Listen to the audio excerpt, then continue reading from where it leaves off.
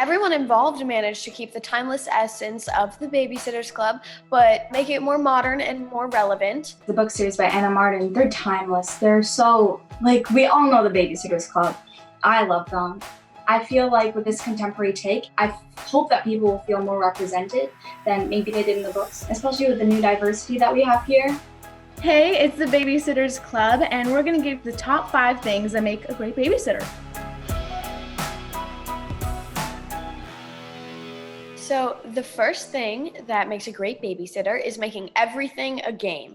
If you tell someone to clean their room, they're not going to clean their room. But if you tell them that you can make more t-shirts into their laundry baskets from across their room than they will have their room clean in no time. Christy dealing with David Michael, he's a young boy, so obviously he needs some help from time to time. And she made things that maybe wouldn't have originally been like a fun activity into, hey, this could be fun, let's go do this, you know? Another thing that makes a great babysitter is understanding and acceptance. That the babysitter knows you and will understand if you don't like something or if you do like something. I definitely feel similar to Marianne. Reading the books growing up, I was like, that's me, I know her. I definitely think I have some different opinions from Marianne, and I'm able to talk about those opinions more openly and not being as shy. I am shy deep down, I will admit to that, but I'm also very similar to Christy with being bossy. I will also admit to that. I feel that we're very caring and kind, and we're funny without even knowing that we are, and we love our friends endlessly.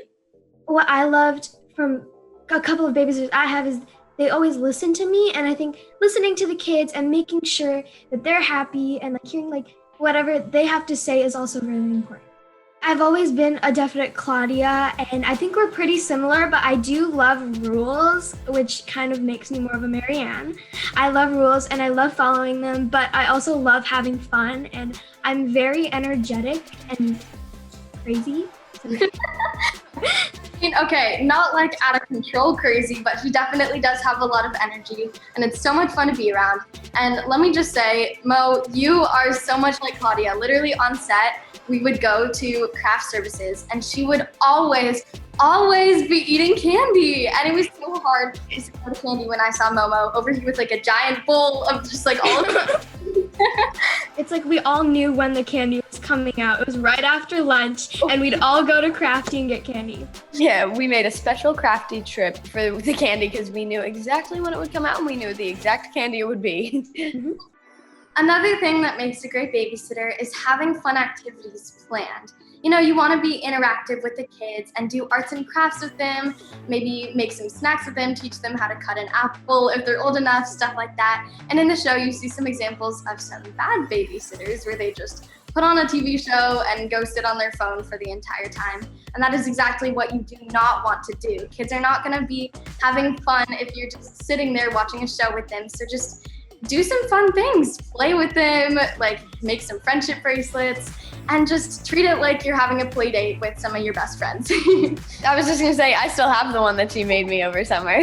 I made some in between when we had the audition and when we were shooting, and when I got to set, I gave them to all of them, and I asked them what their favorite colors were before I made them, so that was something really fun to bond us.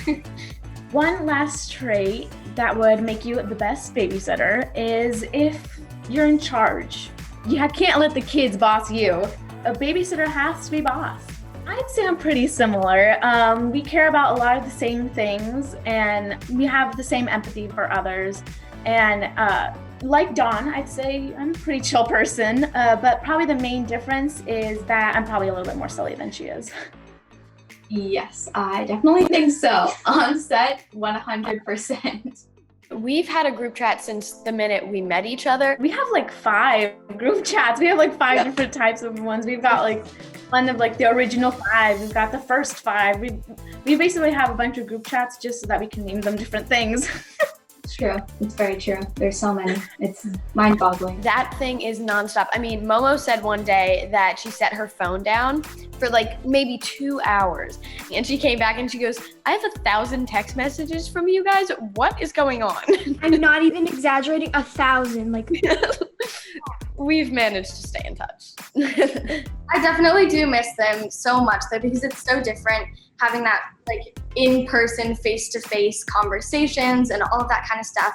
But we've managed to keep our friendships going even while not being here. It's really fun to talk to each other because we miss each other a lot. We go from talking about memes to talking about what's going on in the world. There's so many things that we talk about. It's all over the place. But I think the most thing that we talk about is shared group experiences about the Babysitters Club and what are we going to be doing next on and off of set, and our dreams and hopes for the future. I definitely hope that the younger viewers will come up with their own great idea like Christy. The next generation and this generation, we're going to have some really awesome new ideas that'll be fresh and to put out there to the world. I feel like that's going to be really important. I also hope that they take away the strong friendships, and they're all feminists, so I hope they take that away as well. I hope that girls can see that, they can be confident leaders and be in charge of their futures.